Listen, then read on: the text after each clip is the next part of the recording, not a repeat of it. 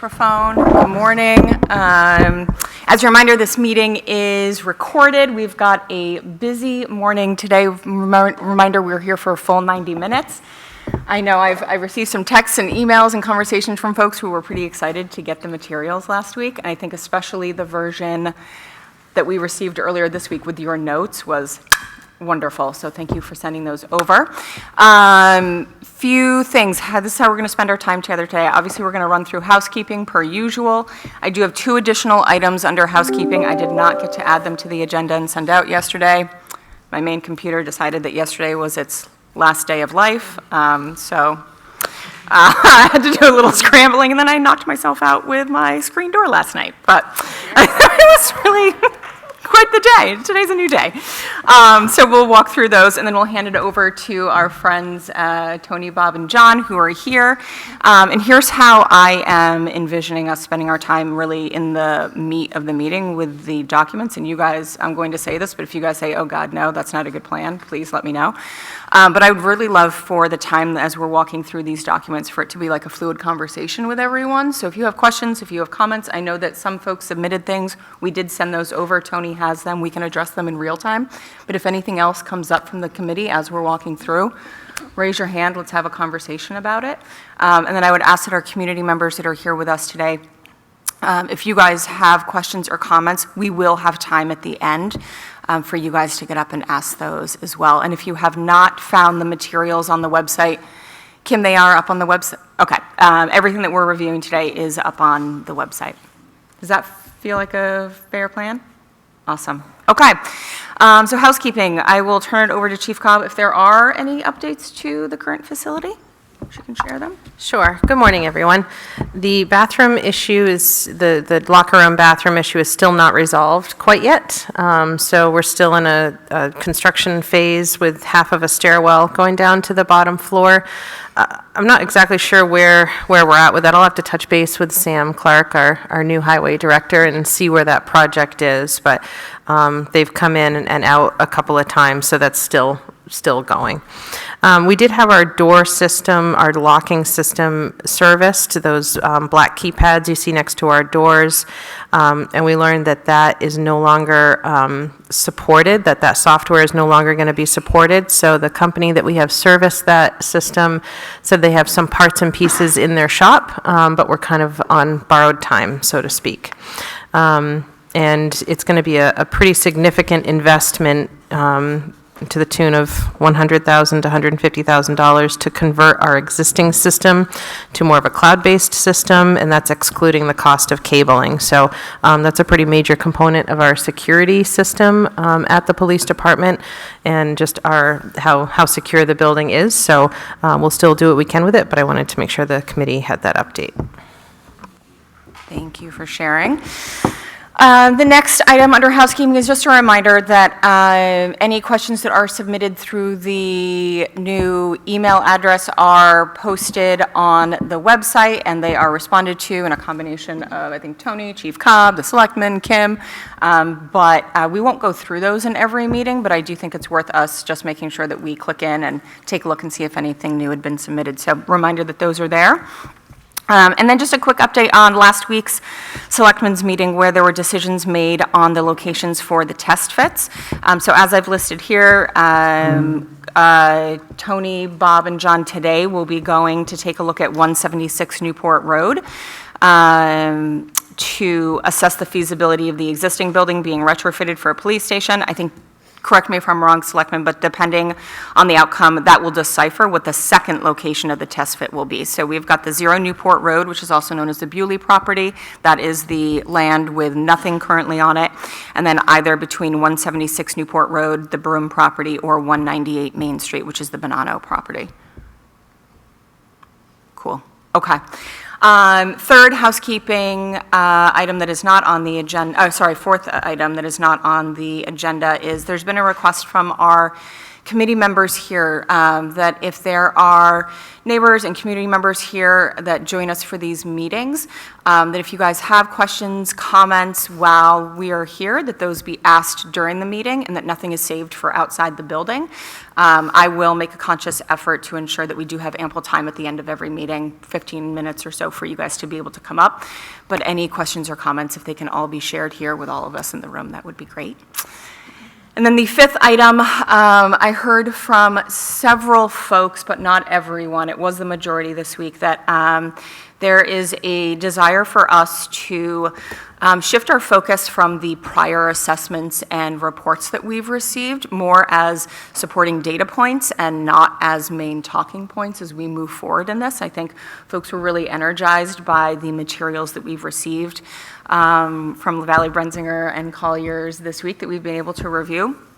Those reports and assessments are wonderful data points. So I want to be clear, what this is us saying, yes, we're still going to reference those, but the focus of those is going to shift from being a main talking point to really being a supporting cast member here.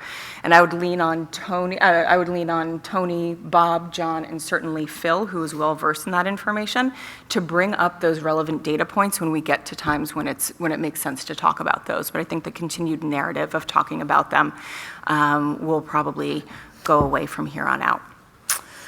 So those are housekeeping items. I will turn it over to Tony and Bob and John to walk us through the materials. Great, thank you. Yeah. Here we go. Great, thank you, Ashley. Couple of things for today. We've got a lot of material that's been distributed, and hopefully everybody's had a chance to look at it. Appreciate the focus on the new material going forward. That's certainly in everyone's best interest and most productive. To that point of productive, I did send out an update of the schedule so that folks can see we're on schedule to provide the completed service by the October timeframe that you're shooting for. So one of the big keys there is the approval or acceptance of the program. And that really is just acceptance of a bottom line square footage, some area between, whatever range we end up at, is where the design team can then take and start to perform the evaluation of a single-story building versus a two-story building and what that means to the sites, which we're going to move into. So that really plays out that in the next couple of weeks, so after this meeting, we think about it a little bit more, but the group really needs to say, okay, we kind of agree that the police department facility needs to be in the range of X square footage, knowing that when the designers take the program, the square footage, the spaces, as you start to lay out a space, a room shifts to where the hallway is, and there's still some flexibility and amorphous that happens in the shape and size of those rooms. So they're not guaranteed to be exactly the number that's even in the program. They're going to shift a little bit. There's a net to gross factor for the hallways, the thickness of the walls, various things that will come into play in that next iteration. But those are the goals that you're trying to achieve. So I think that's really on a schedule point of view, we plan our work and work our plan, and that's where we're driving to. For the information in the program that's been issued, the existing plan, the previous studies, what we're hoping to address today is, do we have the right spaces?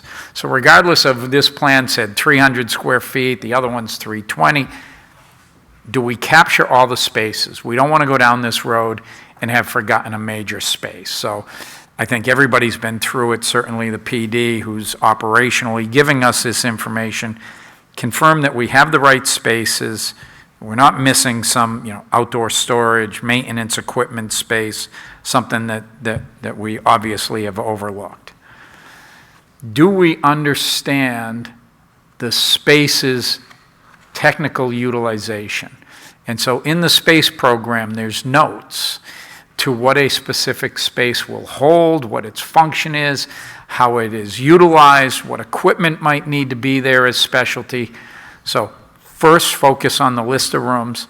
Second, on the notes, did we capture the use? You know, and this room is a perfect example of multi-purpose. Do we capture everything in those notes, or are we missing something that will either affect the technical requirements, you know, outlets in the floors, video conference capability, some type of infrastructure, separate HVAC system, maybe a separate egress to the outside egress from an internal space? That notes column is the second most important piece. If we can come away from today with that understanding and some agreement or approval, we'll be in a good position to have LaValle start to do their next piece of work. Lastly, is there a clarification required of those notes? So if we're going to talk about the full program of spaces, I think our best bet is focusing not on what a particular square foot number is in the program, but the square foot is a result of the notes. What are we missing in there, or what do you think shouldn't be in that particular space that will impact the square footage? We come away from today with that, and I think LaValle will have a great starting point for our site visits as well as test fits of any program or floor plan layouts. So, last thing I'll mention, and I know you addressed it, we have been addressing the questions that come up, and I did send the latest one yesterday to Ashley and the team. So that's where we are.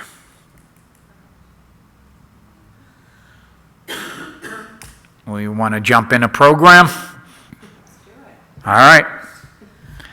So with that and the understanding, you know, the right rooms, as everybody's gone through here, is there a question about what a particular room's use is and what the justification for even having that space is? It might be an architectural issue, it might be a programming issue, it might be directly related to Chief's request for a specific room. And I guess I'll start with one of the recent questions that might jump us into this. There was a question, is two spaces, one's for, sorry, glasses on, glasses off in my old age these days. Are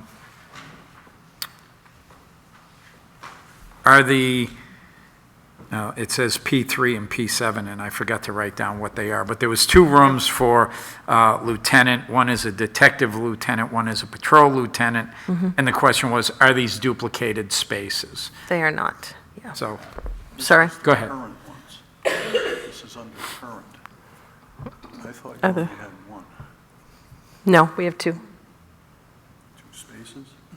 Well, Phil thought we only had one what? I'm sorry? One supervisor or one lieutenant? My understanding was that the existing building as it sits today had one space for lieutenants, detectives. There is one space for a detective lieutenant, and there is one space that the patrol lieutenant shares an office with the corporal, Okay, or sergeant, excuse me. okay, thank you. And they are not duplicate, they're separate functions.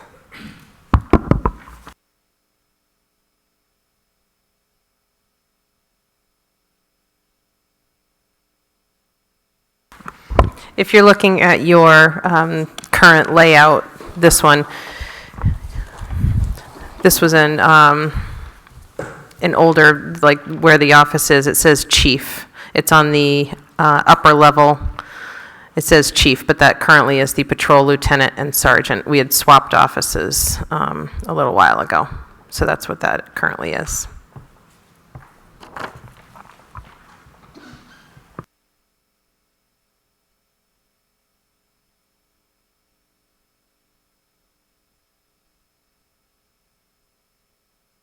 So I don't know that you want Bob or John to run through every line item, or if there are specific questions. Certainly, you've all had the information, and we're happy to address questions either in writing or live here this morning.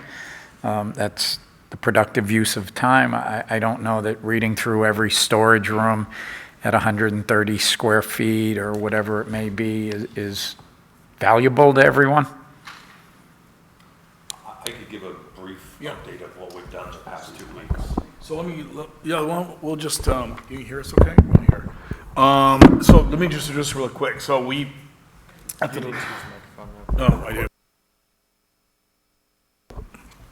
Is it on? Yeah, it's on.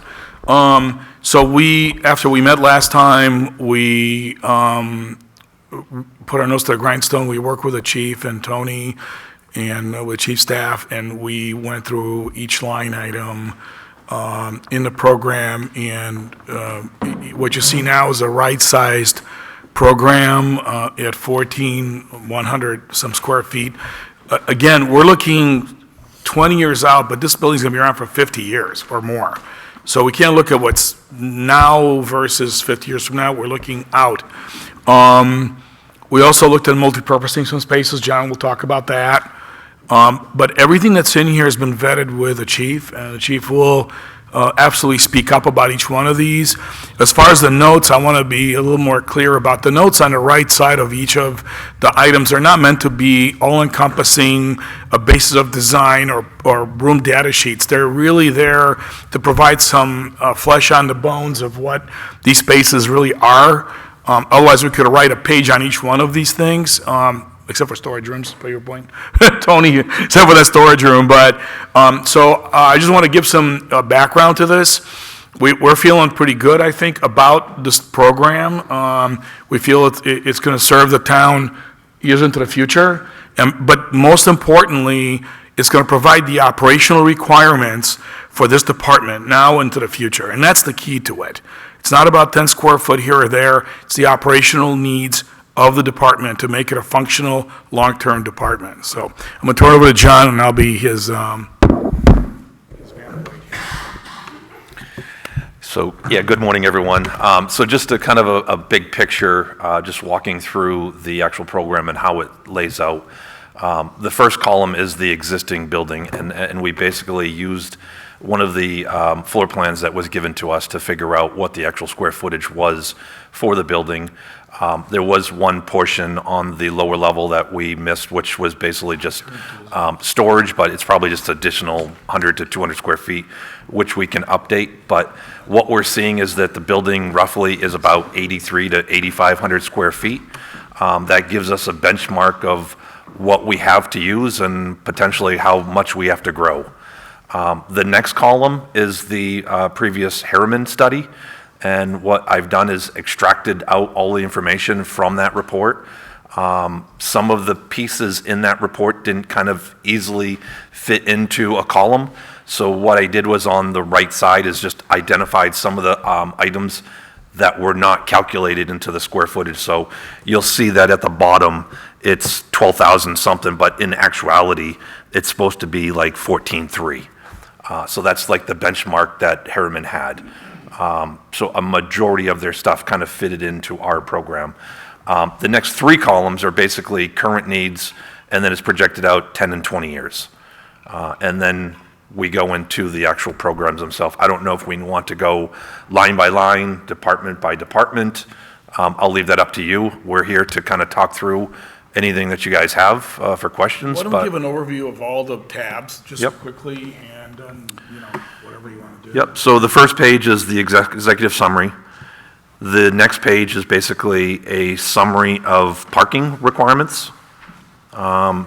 Big picture is that we're looking for 44 parking spaces total, which 9 of them, or actually 30 of them, basically breaks out into security and non-security, secure parts. The next one is common space. One thing that we did change within the past 2 weeks was we combined the physical agility with the community room. We're trying to find multi-purpose spaces so that we can reduce the square footage to get it more into a right size.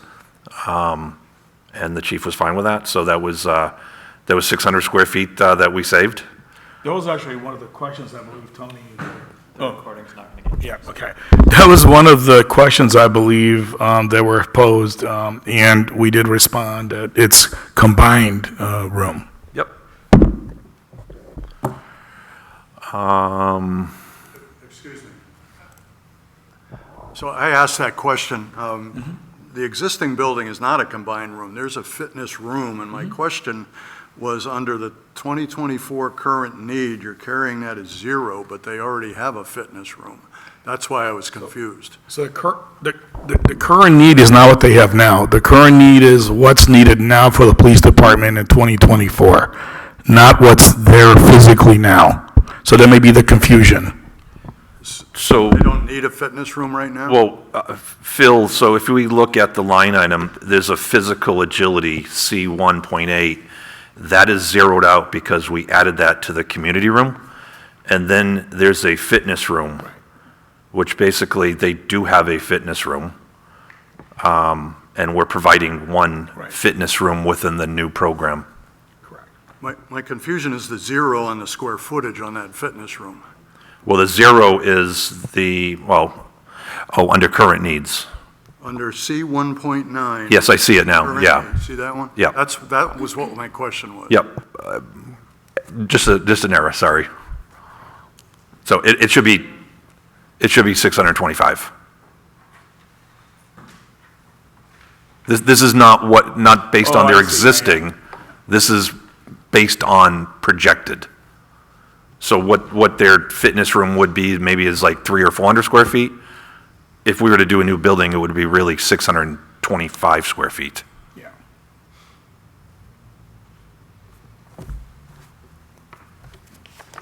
No, I understand the question now. We understand the question now. We didn't understand it before. We'll amend that in the final program.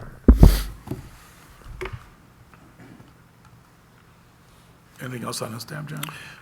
Yeah, any other questions on common space? The next one is records. This one hasn't really changed from the last time we've seen it. These are based off of previous projects that we've worked on before, and also working with the chief, right-sizing it for her department. And I do think there was a question submitted about record storage, if my memory serves me correctly. Yeah, Tony has it. Sorry, yes.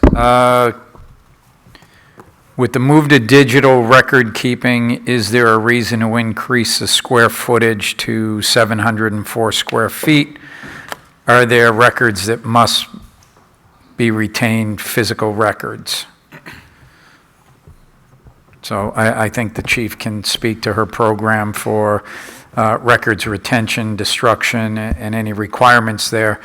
The new square footage in P1 recommended at 704 square feet is now an aggregate total. If you look around the building as it exists today, there's files, there's storage, some of it's in hallway space, some of it's out in common area. If we're trying to take and collectively make a records storage room or a records retention area, you pick up all those parts and pieces, hallways become hallways, records go into records, that room equates out as a aggregate volume, 704 square feet. And I'll let the chief speak to any long-term record storage issues. Yeah, we're required to keep certain types of files forever. Arrest records, some personnel records need to be kept for a really long period of time. So that's why, and John mentioned it at the very beginning on that existing floor plan. One of those storage areas down below is 98 square feet. That is long-term record storage for us. So that should be added to what our current storage needs are. But I think Tony already explained. Sometimes we have some records that are in the hallway and filing cabinets and things. So that would be the need for that amount of records space.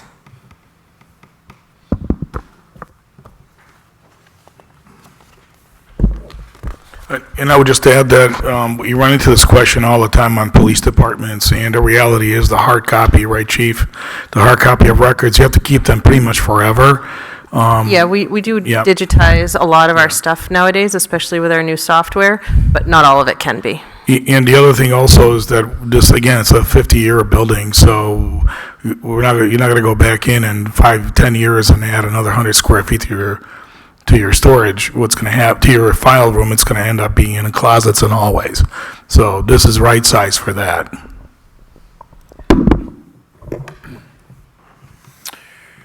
The next section is community resource. We are providing some kennels that are needed now. So we have about 80 square feet, which would be basically adjacent to the sally ports. Any questions on that? P3, administration. We've already kind of discussed lieutenants, patrol, so that was clarified. This one's pretty straightforward. We've already gone through, we've combed through the square footage. Any questions on administration? Nope. Dispatch. So we have here, current needs and future. So current need right now is 1 supervisor, 1 dispatch, for a total of 2 future dispatches per shift. They do have 2 existing consoles and 1 for the future within the next 20 years, 10 to 20 years, which would be a total of 3 consoles. So we've sized that dispatch accordingly. The rest of the stuff is support space. So we have a bathroom, lockers, break room, all that stuff within a dispatch. Definitely improving what they have now. And I would just add to that this is one of the most expensive spaces in the police station. It's going to have dedicated cooling. It's going to have possibly a raised flooring for wiring and so forth. So this is the kind of space, again, that you're not going to come back in 10 years and, we had a console, we got to expand dispatch. It's got to be sized the way it is in the beginning, and it has to have the room for growth. So, because it's expensive space to build. Any questions on dispatch? You guys are making it too easy for me. Booking and intake. What we have is a 2-bay sally port, and all of the general stuff that goes with it. Booking area processing, holding cells, bathroom, small interview room, and some required storage in that space. So far, so good. The next one is property and evidence. This one is basically similar to records. We're grouping everything together where it's kind of scattered out through the department right now. So what we like to try to do is have its own area so that it's secure and safe.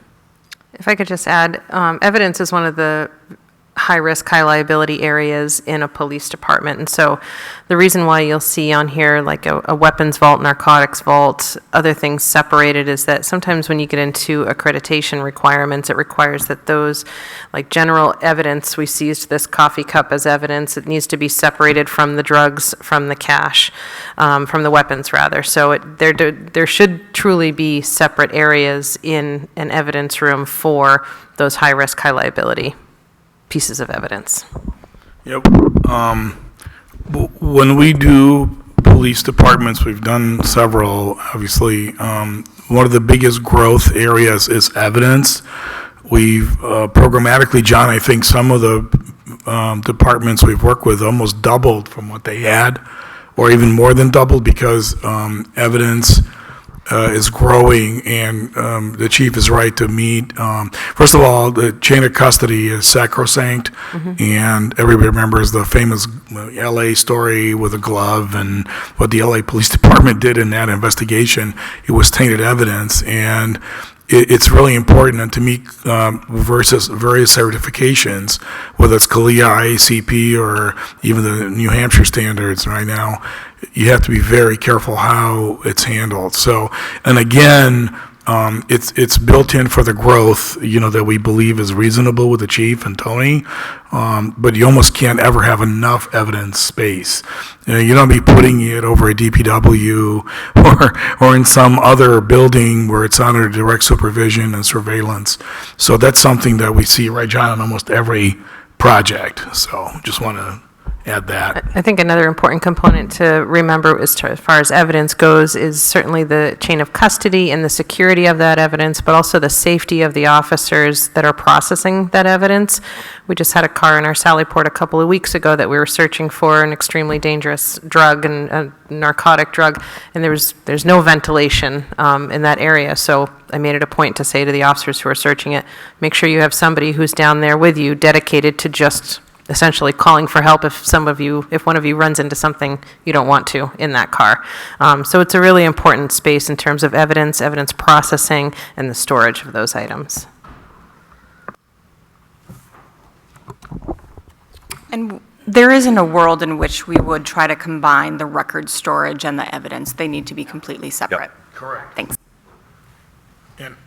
And even within the records, there's juvenile records that have to be kept separate. There might be something like an accident report or something which is more mundane. Other records could be criminal records. And so, you cannot mix those. And the evidence area, you have to be able to do after-hour drops. If something happens in the middle of the night, that area also has a refrigerator and a freezer for bioevidence. I think the chief did a great job of explaining the breakdown of that. And actually, in a police department, regardless of size, only a few people have access to the evidence. Only maybe 2 or 3 people, that's it. After they do the drop-off in the locker, that's it. The bag and tag, so, yeah. I was just going to say that. The bag and, you can say that. Well, we're working with the town of Lincoln, and the chief doesn't even have access to the property evidence. So there's only certain people that can get in there. But does anyone have any questions on property and evidence?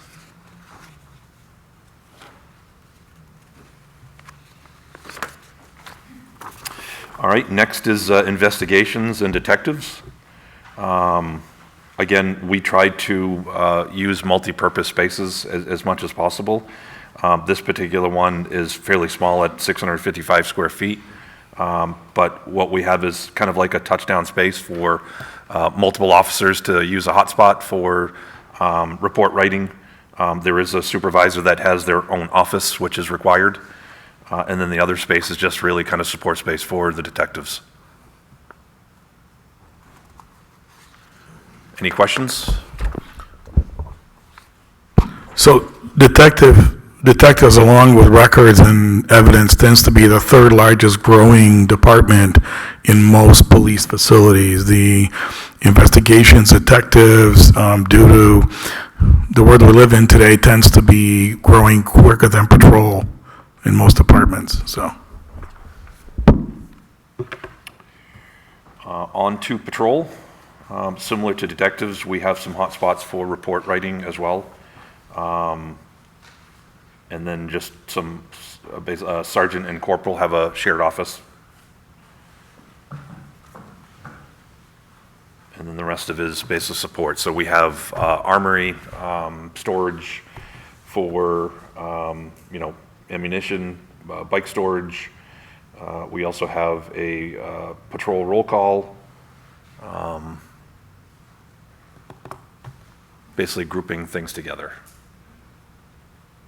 Any questions?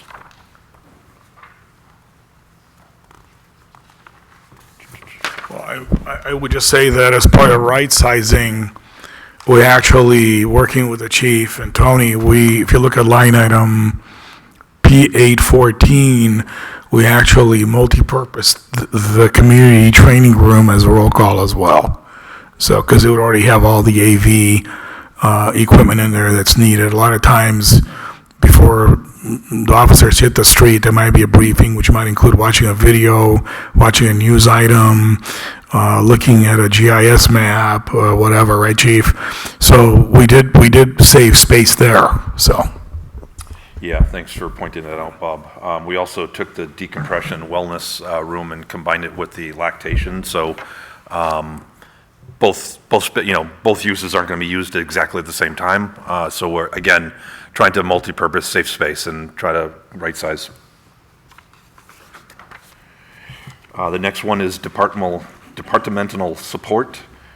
This is basically where we have the lockers, showers, bathrooms, break room, basically just common space for the actual officers.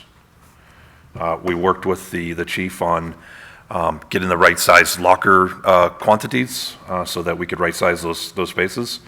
Those tend to get large due to the locker sizes, but again, we have the right size now.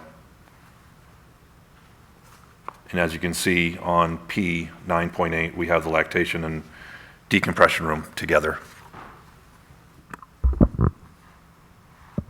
I was really encouraged to see in the initial program the inclusion of a wellness decompression lactation room. I think that's incredibly important going forward into the future because there's a very heavy focus, and it's been trending this way for, I don't know, the past 10 years or so, about just toward overall first responder wellness, mental health wellness, and just trying to take care of yourself and have a space to go to decompress a little bit, or to be able to express milk is an incredibly important piece to I think the future of a police department.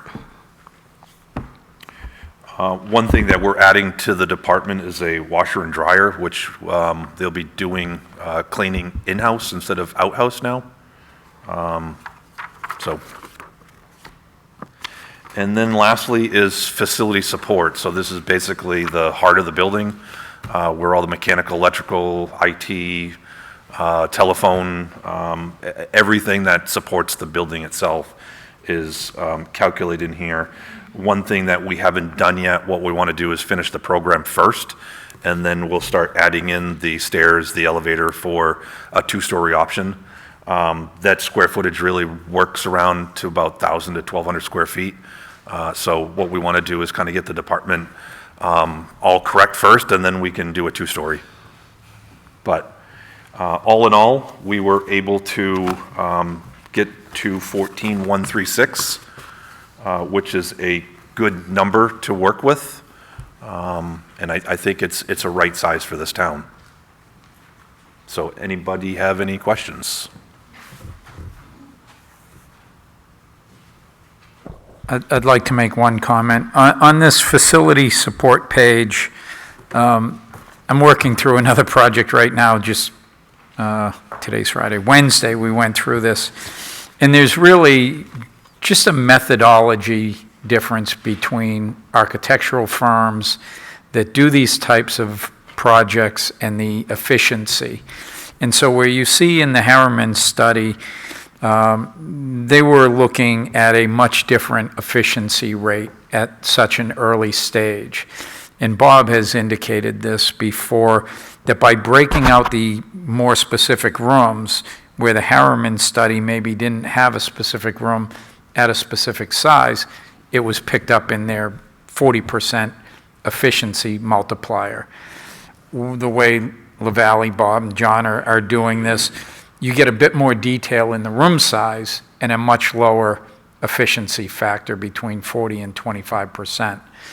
Again, as I alluded to much earlier, when you start to put these buildings together and one room is inside another and the wall square footages, even in that 25, you're going to find we end up somewhere between 22 and 27, somewhere in that range of efficiency. So there's some square footage that will still need to flex into this plan. But I thought this was a good opportunity to address that. Yeah, that's a good point, Tony. Thanks for saying that. Because, this is on paper, everything works out perfectly, but when you start trying to, architecture is like a puzzle. We got to put these pieces together and make it all work, but it doesn't work perfectly on paper like this program. So we try to get it as close as possible. We try to stick to the 14,136 if we can. Hopefully we can maybe try to go under, but we try to stay within 5 to 10%. I would say less than that. I would say 2 to 4, maybe 5% at the most. A lot of it's driven by the site that we're going to be working with to do the test fits, right? John's a master. We're masters at trying to not have a ton of hallways because that's just wasted space. But some of that stuff's dictated by the shape of the site. Is it a two-story? Is it a one-story? There's always this trade-off. A two-story building, the envelope is smaller, right, John? So it may be a little more energy efficient than a one-story building, but the one-story building doesn't have stairs and elevator, so there's less square footage. So there's all the trade-offs, right, Tony? And I think that when you do have a two-story and you have the stairs and the elevator, the efficiency factor does go up a little bit because you've got stairs and elevator. But if it's a right solution, it's a right solution. But we take it pretty seriously, and then multiplier, we do the best we can. Absolutely, yep. And these are the kind of discussions that architects and project managers, owners, reps, and sometimes owners like to get in a little back and forth on. One floor is great, you can work out all your efficiencies. Yes, there's less square footage for two stairwells and an elevator. There's also a cost differential between that much more foundation and roofing in a single-story facility than compressing the site work. And if you have a complicated site, certainly this area is abundant with ledge underneath our surface. If we have more blasting to put in a larger building footprint, we may actually save money by going to a two-story and minimizing that site impact, maybe from an environmental standpoint or from a construction standpoint. So that's why at this early stage, we like to see those two scenarios of a single story and a two-story footprint, worked out, because we want to be able to better evaluate between now and October when the report comes out.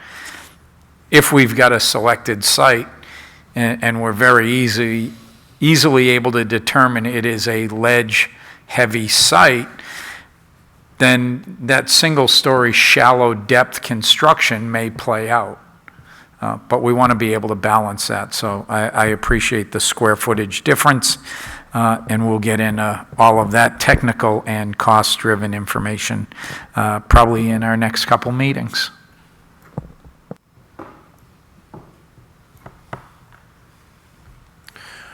So if there's no question, again, what we're trying to do out of this meeting is try to get some sort of approval from you guys so that we can start looking at the sites, we can start doing some massing to show you what those options could look like. We're pretty comfortable with what we've done with the chief. It's really just kind of getting any sort of comments or feedback from you guys. Does anybody have any questions or comments? Do people feel comfortable with being able to give a stamp of approval today? Yeah, Phil. Yeah, I have a bunch. So I thought when we left here the last time that the Stallman program was going to be inserted here, but it wasn't, so I did it myself. It's not precise by any means because it's very difficult. As you pointed out, some of the Myers Stallman stuff, this is the PD's program, was embedded in the overage, or, the efficiency factor. So all of those points are entirely valid. But it's interesting to see what floats to the surface, and it actually validates what you folks were just saying, that the real increases here are in storage. It's interesting, the office space goes up, but that's a future new position for all intents and purposes. Dispatch, there was a discussion at the Selectmen's meeting a couple of weeks ago about whether it was going to be, say, 600 or 1,000, and you're saying, in fact, it's going to be 1,000, plus or minus.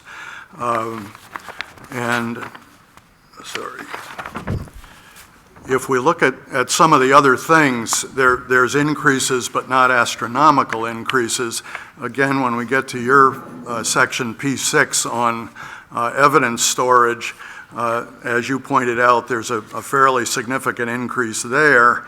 The detectives were kind of interesting because some of that was embedded in the other section on previous reports, so it sort of looks like new space, but I'm not sure all of it is. And then the patrol stuff grows in a massive way. 304 square feet to 1,500 square feet. Everything else kind of notches up a little bit here and there, but it's really the storage and this patrol function that drives the big increase. The number on the existing building is 9,351 square feet if we assume that one, the conference room can be a shared space, and two, the recreation office goes somewhere else. So that's what Stallman was playing off against. I did, just to bring it to a close, a quick look-see, and started with your 14,136. In the existing building, of course, as you pointed out, we have this room and the support that goes with it, the restrooms and so forth, and that's about 1,200 square feet as it's accounted for in your sheet. About 1,400 square feet is future use. Much of that, not all of it, but much of it is what I'll call soft construction, offices and things like that. There are four, aside from this room, there are four meeting rooms for a 9-person department. So we said, well, you know, what if we could make that work with 2 meeting rooms? That takes out about 330 square feet. And then the storage went from roughly 1,000 to roughly 3,000. Very difficult to get good numbers on that because things didn't align on the programs. So we said, well, maybe if you look at that as a future 1,000, but get it down to 2. And at that point, we're within 8% of the existing square footage. Scale 0.8 always works, right, as we all know. So anybody can find 8 or 10% in a program. My only point with all of that is everything you're proposing, no particular disagreement with the line items. If we look at a dotted line for future, because there, at least in my experience, there's been no agreement on future growth in this town. You can talk to 10 different people and get 12 different answers. There's just no cohesive approach to what this town's going to look like downstream, and make that a dotted line and build it later. And then look at some of these other things, and we're not all that far off between what's there for available real estate and what you're proposing. Thank you. I would just point out that there are indeed 9 full-time police officers, but there's also 5 full-time dispatchers, 1 full-time admin assistant, and then part-time dispatchers and officers for a total of 21 employees. Understood. I think to your point, Phil, if we look at it black and white, everything works out great, but if you actually look at the facility itself and the things that are wrong with it, like, you know, the radio is in the sprinkler room. What do you do there? Because both cannot move. You know, the line goes into that. It's very complicated to rerun it. You can't move the sprinkler line either. There's a lot of things. We're doing an assessment. We're gonna clarify all of those, which will kind of give the town a good peace of mind. Can we reuse this building? Sure, if it was empty or easier. To rebuild office is easy, but as Bob said, dispatch or some of those main components are very expensive to add on. So those are kind of the things that we need to focus on. Right now, the dispatch is roughly at I got about 515 square feet. And it projecting out, it would need to be about 1148. So there's some spaces that would be challenging to work in here. This space and recreation could be reused, but if we're going to do a proposed plan, some of these spaces, again, if we're looking for Category 3 for any sort of EOC, or if we're going down that road, those are some other considerations that we want to think about as well. Yeah, thank you. There's no disagreement with what you're saying, none at all. The question in my mind for everybody here is how we're going to look at the existing building. If this was Las Vegas and we were building a new neighborhood, as we just keep sprawling out into the desert, build as much space as the budget will handle, whatever that budget turns out to be. If this is China and we're building a new city, build what the government says you need for this size city. how are we going to present what can be done, both in the existing building and with some future addition? And by the way, your question about building onto the green was beaten to death in previous studies. Can't do it, as I understand it. There are terms of that green donation that just aren't going to change, so cross that one off the list. But I'm confused as to how all of this is going to fall out into the existing building other than just a go, no-go. Clearly, 14,000 is not going to fit in a 9,300 square foot space without an addition. In order to make it work, the department would have to take this space over, the recreational space over, to get to closer to like the 12-something. And we still wouldn't be able to provide everything, but we'd be closer than what we have now. I think, Tony, you have some thoughts about this. We're not here to push an agenda. I will tell you this, though.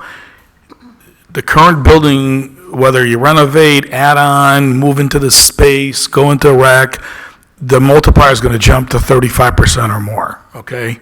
Through the inefficiencies, because it's, it is what it is, as John was saying. But it's really something you guys have to ferret, and I know you, Tony, have some thoughts about it, but we don't have an axe to grind with any of it.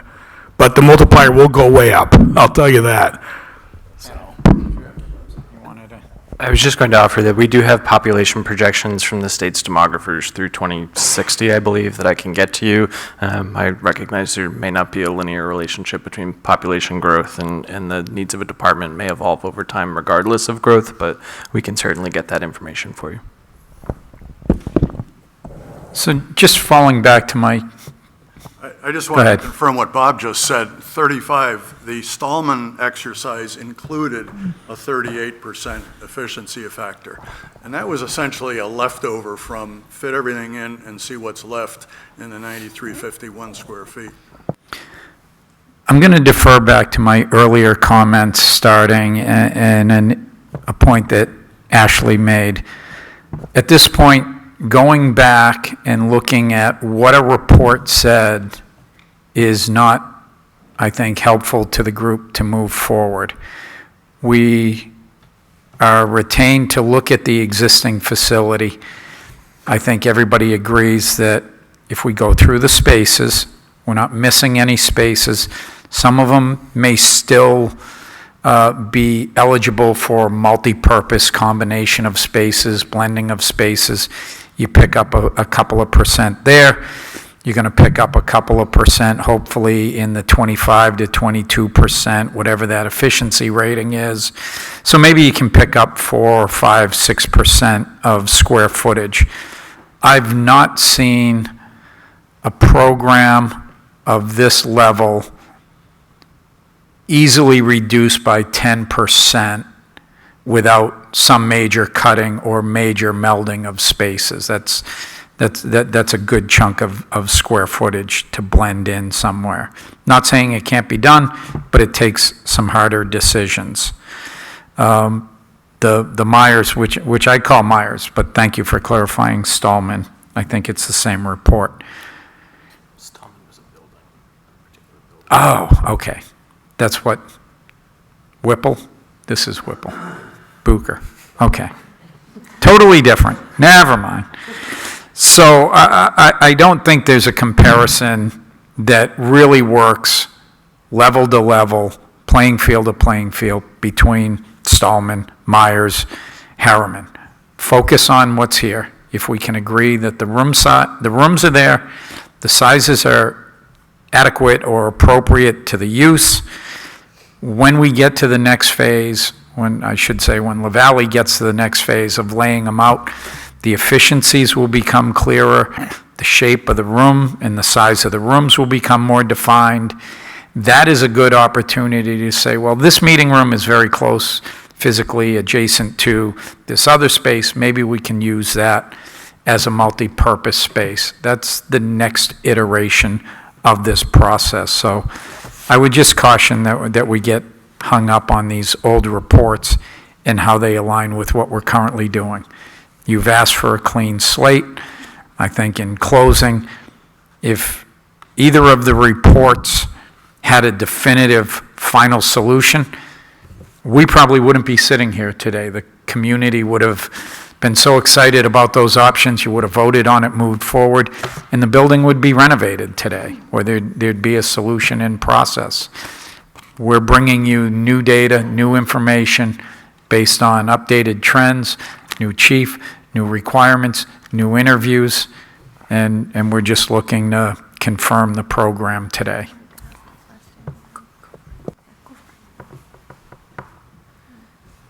Susan has a question.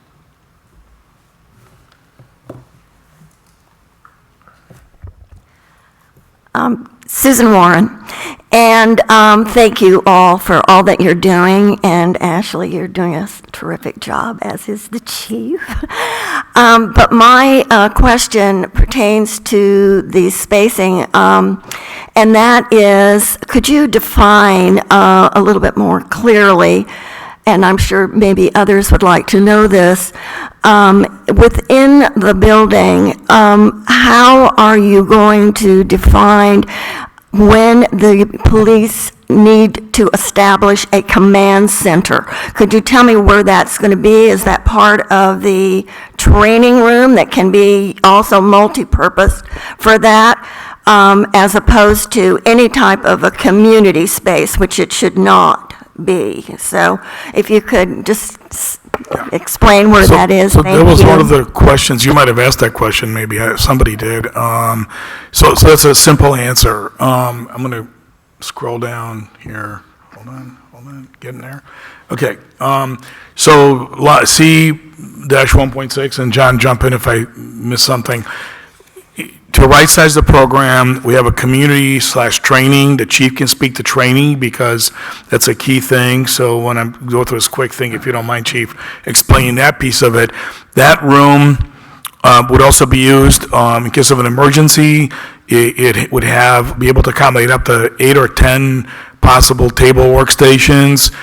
It would have AV, it would have IT, it would have televisions, flat screens on the walls, which could be used also for, it has its own bathroom, has its own kitchenette and storage for the furniture, so you can put everything away and fold everything away or bring everything out.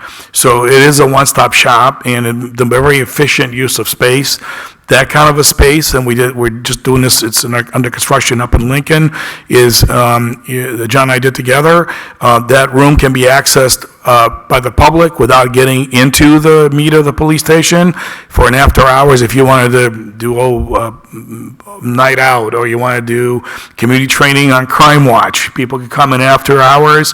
They can use that room. It's self-contained. They don't have to go into the main secure part of the police station. So it's a one-stop shop. As far as training is concerned, that's something that the chief can talk about because there's certain requirements, but also for hosting possible training. Did I get everything, John, or? Yes. Okay. So one other thing just to mention is that the community room is a multi-purpose. So it's community training, a possible EOC. So what we've done is we would provide mats for agility. Those would be able to be removed from the wall, stored in the room, and then it becomes a community room. So it's a multi-purpose space that is going to serve the department a lot of help. And approximately how many people? You said the workstations, there would be 6 to 8 workstations, but it still could accommodate chairs for how many people? So there's 30 people for community or training, and then we could fit up to 6 to 8, consoles for dispatch. Just as a quick exercise, I did reach out to a handful of the companies that we use for training just to really get more of a firm number on what is their minimum requirement of classroom participants, and it's 25 to 30, 35. So just for that. And then typically if an agency hosts a training, you might get 1 to 2 free spots. So that's always good. And it helps to bring agencies into New London. It brings other police officers into New London. It allows for better networking opportunities and some other business to be taking place during those trainings. Chief, if you had indoor parking for a couple of vehicles, would that eliminate the need for the on-duty officers to leave their cruisers idling? Yes. Yes, definitely.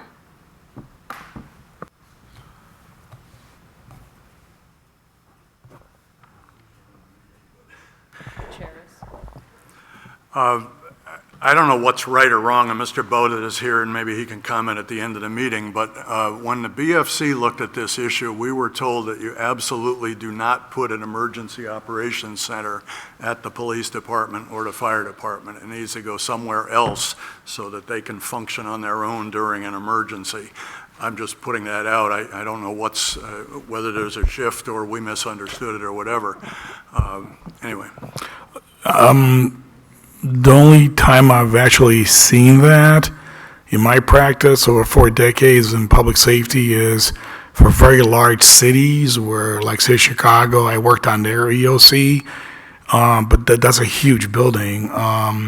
Also, there was some federal funding around 3, 4, 5 years ago, I think it's dried up now, for areas to do combined EOC centers for more rural areas or smaller towns that could be together. There was talk about one in Keene area. I'm not sure whatever happened with that. They may be separately funded as a standalone, but generally what we see in most mid-sized and smaller municipalities, right, John, is a combination. Sometimes it could be at the fire department if it's a newer building, or the police. A lot of things we're doing together now are combined public safety buildings. They might be there, but I'm not seeing standalone much unless it's funded separately. So I would agree with that. I've seen the same thing over my years of experience. These are very often combined community EOC training room facilities for all the reasons that we've heard today.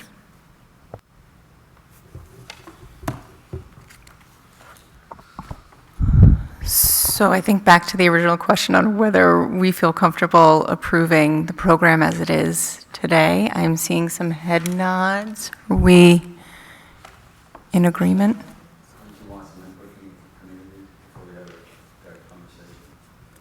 Sure. Are there any other documents for us to review before we open it up to? no, I would just say that we'll make that adjustment on line C18 under current. Yeah, so we'll update the square footage of the existing building, and then we'll update the fitness on current needs. Perfect. All right, so we'll open up to the community members, and I guess at the end, we'll again go back to the question, see if we are comfortable approving. All right, who's first?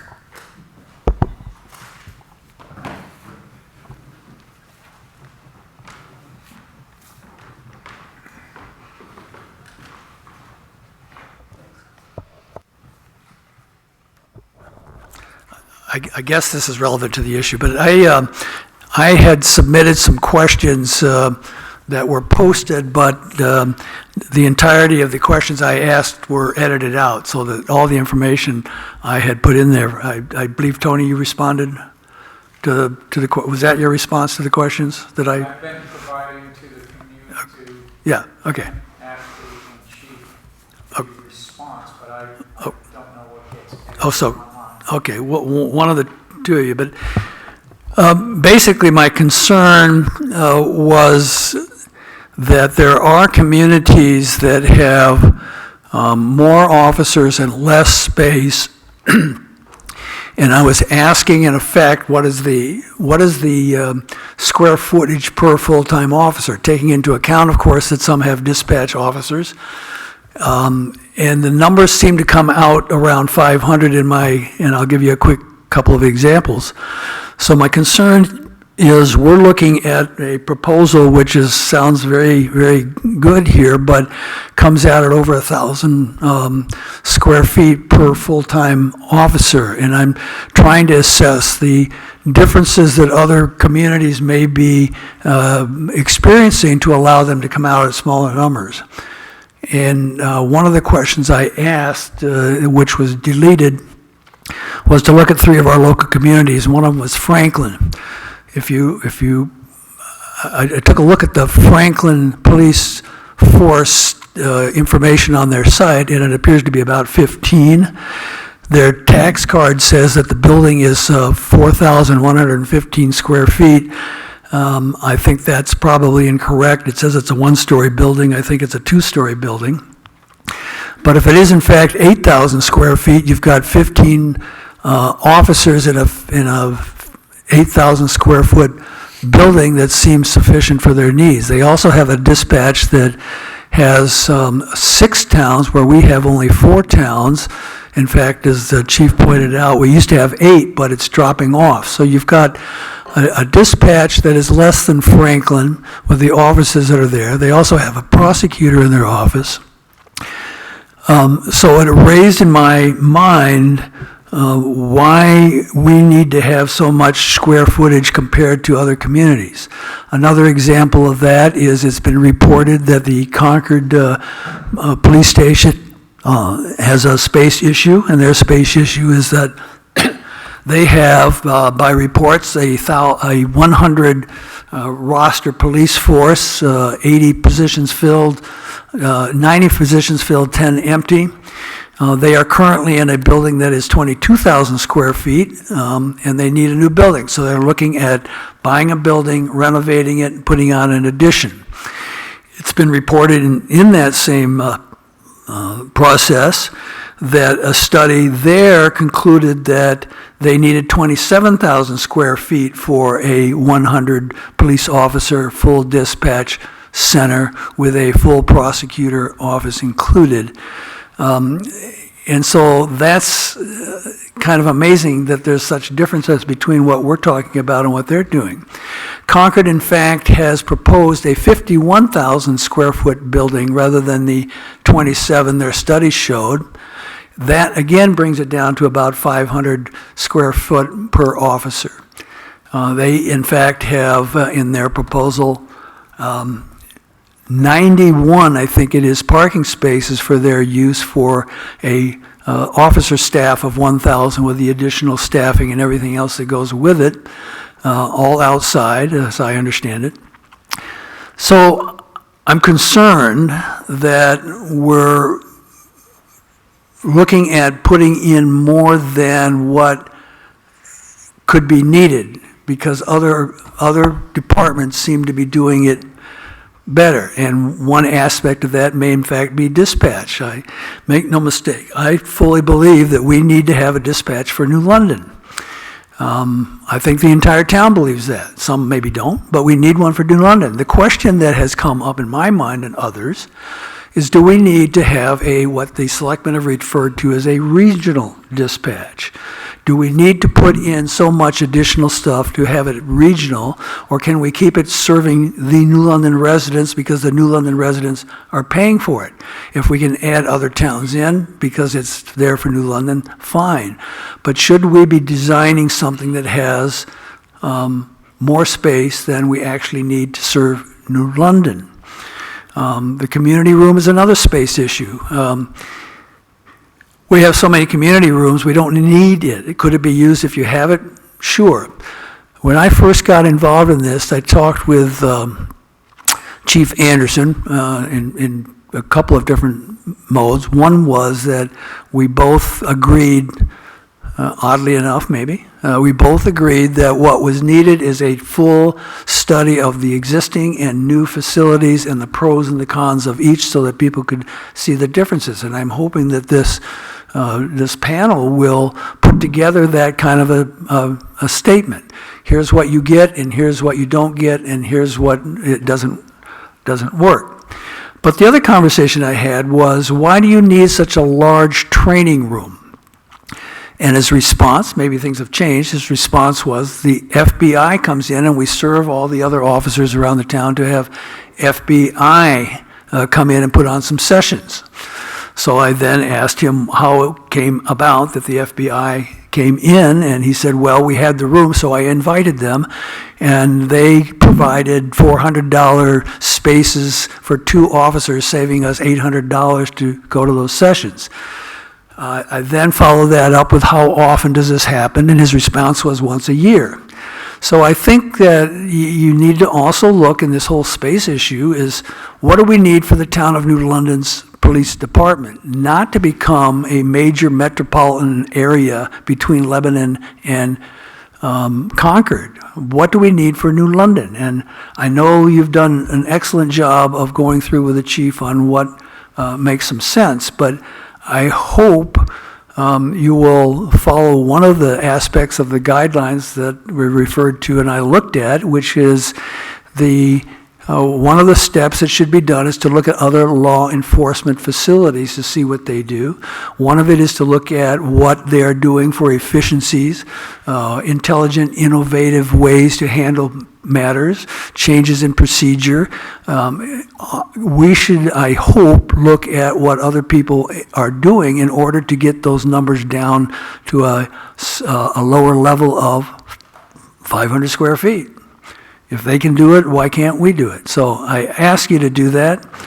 As an aside, I would ask when you get to the end of this, you've talked about making a recommendation. I would hope that instead of picking a site of what is looked at, this committee will make a recommendation that the selectmen put on the warrant 2 or 3 sites with the pros and cons so that people can make a choice as to what they think is appropriate, and people can set forth their positions as to why one is better than the other or what's involved in it. To make a recommendation on one with what appears to be a lack of full information on a lot of the factors that are involved in this, I think would be unfortunate for the people of this town who want to know what the differences are. So that's my position. I hope you will think about this and how you can reduce the space and maybe make even a new or a renovated fit with what other departments are doing. Thank you very much.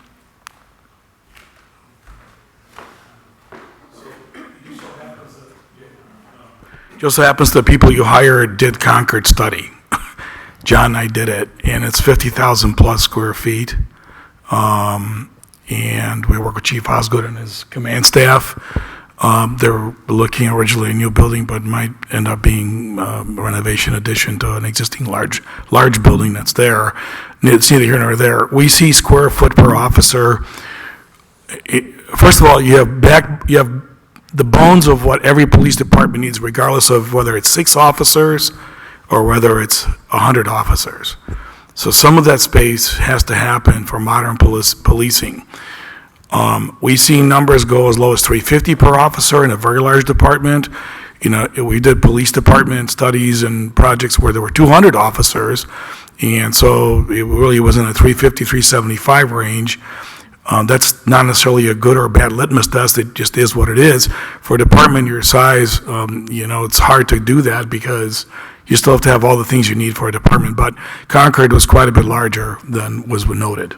So, thank you. Yeah, I guess just there was a lot there to unpack, for sure. The square footage number, as Bob alluded to, is very deceiving. It's widely ranging from department to department. Every sworn officer added or decreased from a particular department doesn't necessarily change the size of the mechanical room, the electric room, the amount of Sally bays, the evidence storage, those areas, as Bob is alluding to. Some of those will change very little over 9 to 15 sworn officers.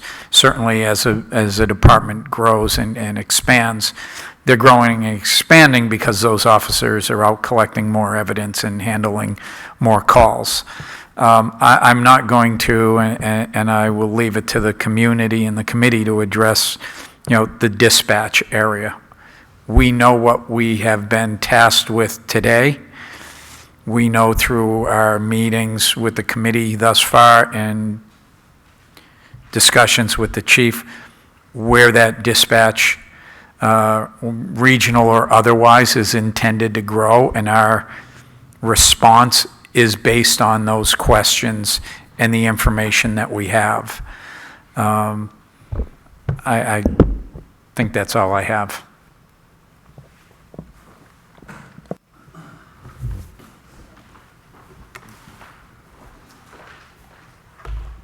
Morning, Colin Beasley. Couple questions and a comment, if I will, if that's okay with everybody. So the 7-11 report showed a gross square footage at the bottom line about 17,300. And then the 724 showed your 14,136.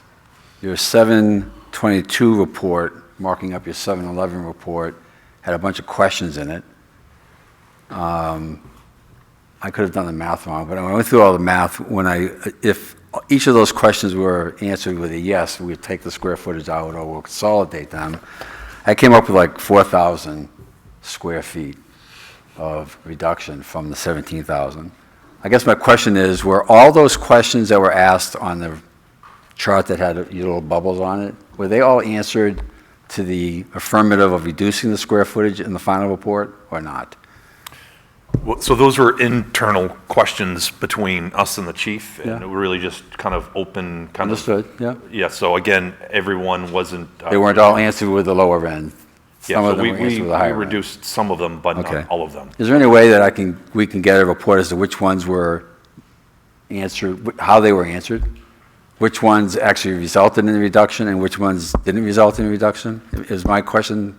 We did that in a live meeting. I mean, we went line by line in terms of why do we need this, why do we need that. So that was just part of the process that we had done. And we reduced it from 17 to 14. Yeah, so what I'm trying to get an understanding of is which of those questions were not answered in the affirmative that didn't get reduced? Well, so through my discussion earlier, I clarified which ones. So the community room and the agility were combined, so that was basically reducing square footage. The wellness and lactation was combined, so we reduced square footage there. There was like 3 or 4 spaces that were multi-purpose. But again, our goal was to try to get the building to 14 something. And we took out like a canine officer office in and of itself. We also combined, I remember, the accreditation manager and prosecutor spot. So there was just, through that whole conversation, that's how we were able to reduce it. Okay, so your goal was to get to 14,000?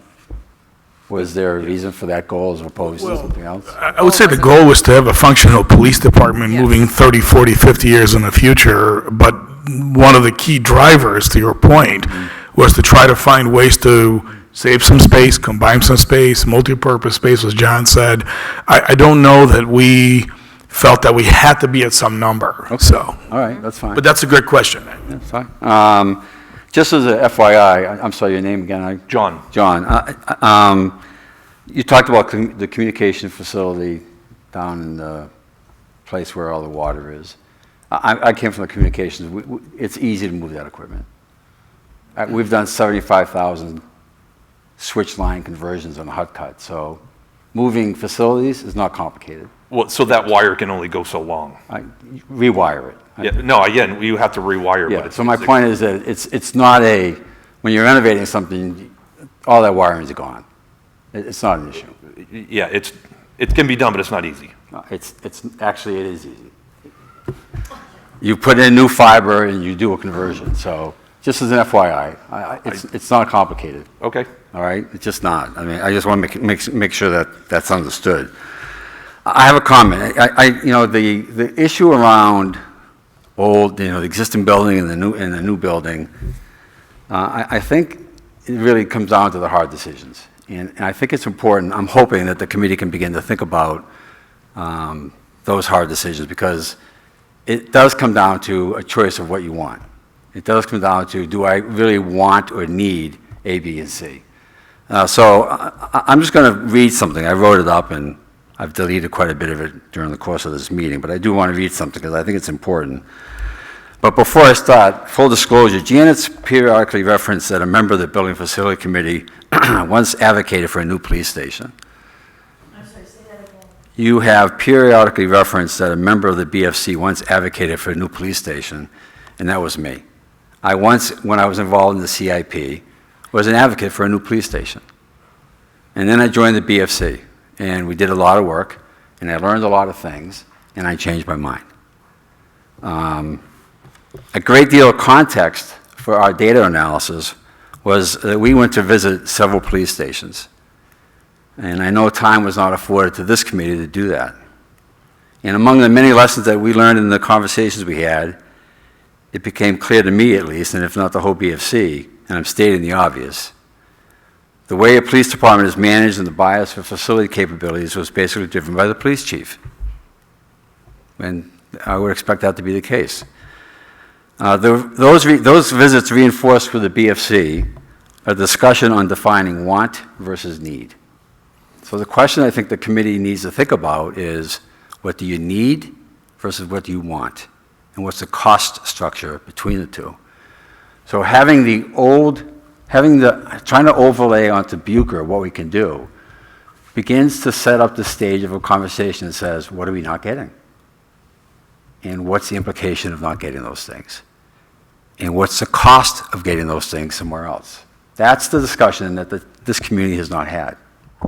Well, sorry, I think that is going to come because our friends here at Valley Brensinger are contracted to do 2 test fits, Yep. one for the existing space, Yep. one for another space. And I suspect that once we see those in some form, that's when that conversation will likely happen amongst us. So that conversation will play out with what are we taking out of the space plan to put into Bucher? Sure, so I think, and guys, correct me if I'm, go ahead, Tony, yeah.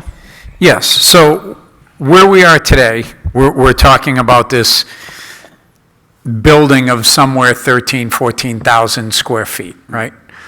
What we've set up the project to do as part of this study is, yes, look at those wants and needs, but as Ashley said, what of that can accommodate in the existing facility?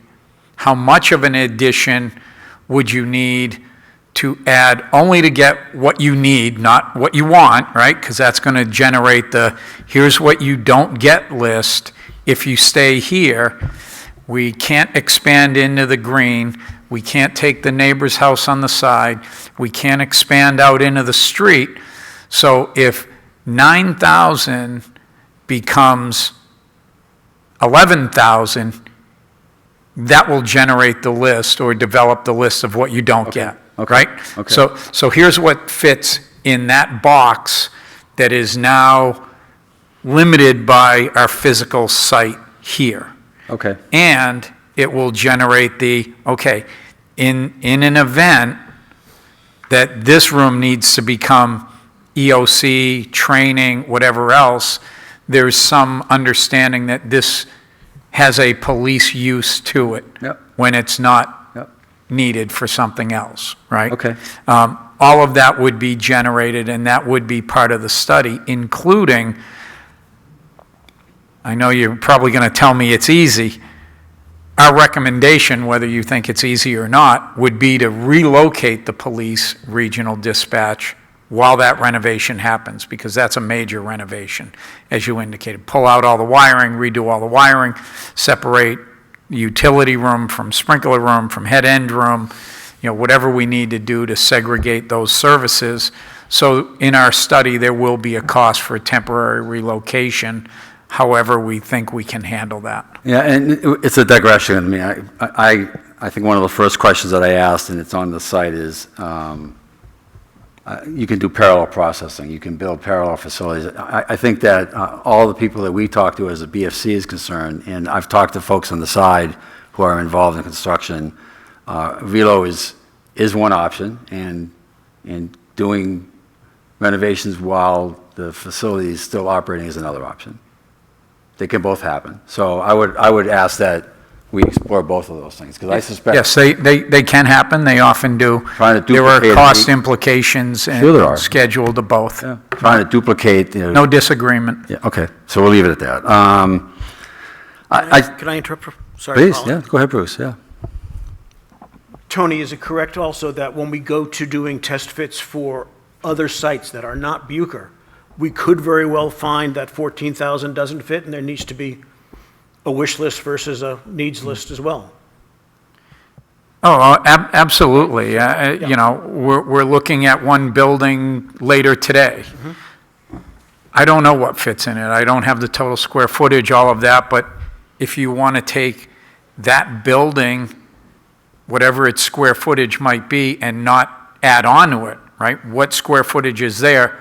What of this program fits in that box? Here's what doesn't. If you want to buy that property, add on 2,000 square feet or whatever, well, then here's what fits in that box, and here's the few things that you don't get. It's a very iterative, I hate that word, but it's, I can never say it. You understand what I mean. It's a progressive process of what you get and what you don't get, all of which is set up by the size box that you can fit things in. And I think the important point for that particular site is there's room to expand there versus here. Notwithstanding if you wanted to try to figure out how to take over the other building, but, right, so it's a different animal. Yeah, I agree. I mean, Yeah. I had some thoughts on my beautiful drive up here this morning. This facility that the police department is in currently, by the plumbing issues that just keep reoccurring and reoccurring, and now the failing security system and door system, you're in a beautiful community, and there might be many people who think, you know what, the police security system is failing on their doors. They're a police station. Who's trying to get in? Most people want to get out. You know, and that might be fine conversationally, but to what we do in today's policing and in today's world, and Bob's, 4 decades, I'll say 3 decades, or 3+, because I don't want to go to 4 decades. Our experience, to an earlier question, how many square footage, what are we getting, what do we don't? We're bringing the lessons learned from small facilities and large facilities that we worked on 30 years ago would not be the same building we propose for those communities today. They grow. Our lessons learned grow. The IACP, best practices, whatever industry you're in, has changed, right? And the best practices that we all employ in our professional lives has changed. And so when we look at that and we look at where we are today, there's certainly a program in front of us today that says it's, looking at 14,136 square feet, 30, 40 years in the future. If everybody went through today and marked next to every one of those rooms a W for want and an N for a need, we'd come back with probably 80% of the same answers. That other 20% is kind of conjective for everybody. I don't think they need that. I don't think they may need it, but they don't need that much of it. When we really see this floor plan come together, you'll start to really see what makes sense. And some of your needs may be, yeah, that's nice, but it just doesn't fit, right? So to the point of, and this will be my last comment, so I appreciate you indulging me. To the point of future, 50 years ago, I was in high school. If anybody built a building considering what was going on 50 years ago, it would be massive. No one had a clue what technology was going to do to us. Nobody had a clue about shared space and PCs, and the things that we carry in our pockets are 3 times the size of the mainframes we use to make phone calls. So I would personally, for whatever it's worth to everybody, I would never plan a building 50 years out. We haven't got a clue. I would think that AI is coming at us. I suspect it's going to be a huge help on report writing. If nothing else, AI is going to be a huge help on report writing. One of the things that we asked one of the, I think it was Claremont or Newport, we asked where did the officers sit as we were doing a tour, and they're both older buildings. And the chief at that time basically said, they're in their car and that's where they belong. They could do their report writing anyway. They don't need an office. And so we spent a lot of time thinking about space, want versus need. And when you think about, I know that everyone wants their own space, but when you take a look at the not-for-profit world today, in the corporate world, shared space is the point. So if government wants to get more efficient, they should do shared space too. Why are we giving everyone a dedicated space? Because space equals money. And what we try to do as BFC is try to balance the want and need against the burden on the taxpayer. Because there's a whole list of things that the town needs to deal with. So I'm asking the committee to think about want, need, and cost, against all the list of things. Go visit Bob Harrington's office. Go to the transfer station. They all need investments. So how do you balance all the department head requirements, their wants and needs against the tax? So that's the debate in the town that you guys should be aware of, right? Is the want, need, and tax. And I would never build something for 30 or 40, 50 years out. We have no idea what technology is going to do for us. We could have drones doing speed checks by then. Who knows? We have no idea. We may replace people with drones. So I would just use caution to figure that out, and I wouldn't get too crazy about looking at it too far out. And I'll leave it at Just that. for a clarifying point for our guests here, BFC is Building Facilities Committee. Oh, sorry So you about guys that. are- Thank you. It's okay, it's all right. There are no plans at the New London Police Department to replace your officers with AI or robots, just for the record. But in response to a couple of things, I know that Colin just mentioned the doing your reports in the cruisers. I would strongly disagree with that. I don't think it's a healthy space for an officer to be in, just physically, constantly twisted to be trying to type on their computers, nor is it a safe space necessarily, because the officers, when we're sitting in our cruisers, we need to have our head on a swivel, and we need to be constantly hypervigilant to make sure that we know everything that's going on around us. So for me to try to focus on writing a report or a search warrant or an arrest warrant or anything else at the same time that I'm sitting in a cruiser is not a healthy space physically, mentally, and it is not a safe space for us to be doing that type of work in our cruisers. So I would contend that we need office space for that. And one other thing I wanted to just mention, I know it's on the executive summary in terms of parking, but there's been a lot of talk about square footage, numbers, et cetera, but I really just want the committee to remember that our outside space around our police department is also quite important as the inside space. How big is my office? How big is the lieutenant's office? It's the circulation around the building, it's the parking, and it's the safety and security around our building that I think is equally as important as the inside space. So just something to keep in mind. There's a lot of heavy focus on square footage, everything inside the box. It's just something to remember what's outside the box of the building as well. Thank you. Just want to say one thing, because I know we're running out of time. Lavalia Brensinger, I can't speak for Tony, but I know Tony, is not in the business of wish lists. We're in the wants versus the needs. We're in a business of doing a program that we've done for dozens of other, departments and entities, whether we're fire, police, or both, that are operationally functional, can meet the required standards, and can facilitate good policing or good firefighting, and can meet the certification requirements. And you do have to look forward, because some of these spaces are expensive to build, okay, and are not easy to add on to. I think regarding the current building, that's up to you folks and Tony, but I would think very carefully about the level of investment you want to make into the Bucher building, knowing what you know about the building, and also the fact that you're not going to be able to take a program that's even 13,000 feet, which I don't think this would be personally, and make it 9,500 and 8,200 with an efficiency factor of over 35%. I just don't think it's going to happen. So there'll be severe major changes in the program and cuts to make it happen.